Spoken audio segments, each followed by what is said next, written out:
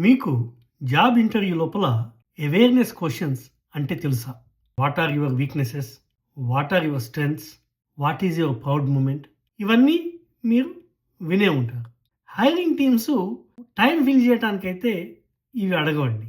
Especially good hiring teams. మరి ఎందుకు అడుగుతారు ఇది? ఇది ఎందుకు అడుగుతారంటే మీ సెల్ఫ్ అవేర్‌నెస్ తెలుసుకోవడానికి. అంటే మీ గురించి మీకు ఎంత తెలుసు? మిమ్మల్ని మీరు ఆబ్జెక్టివ్‌గా పరిశీలించుకోగలరా? మీ వీక్‌నెస్‌లు మీకు తెలుసా? తెలియదా? తెలిస్తే వాటి గురించి మీరు ఏం చేస్తున్నారు? మీ స్ట్రెంగ్త్స్ మీకు తెలుసా?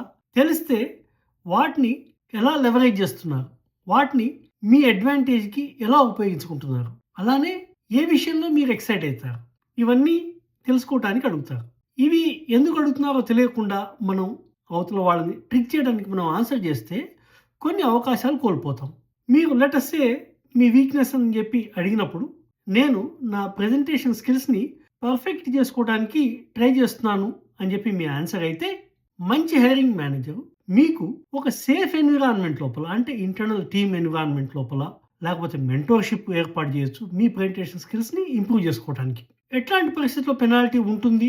మీకు వీక్‌నెస్ క్వెషన్‌ని ఎలా ఆన్సర్ చేయొచ్చో తెలుసుకోవాలనుకుంటే తప్పకుండా కామెంట్స్ లోపల తెలియజేయండి. నెక్స్ట్ వీడియో మీ కామెంట్స్ చూసాక ఈ విషయం మీద నేను తయారు చేస్తాను నేను.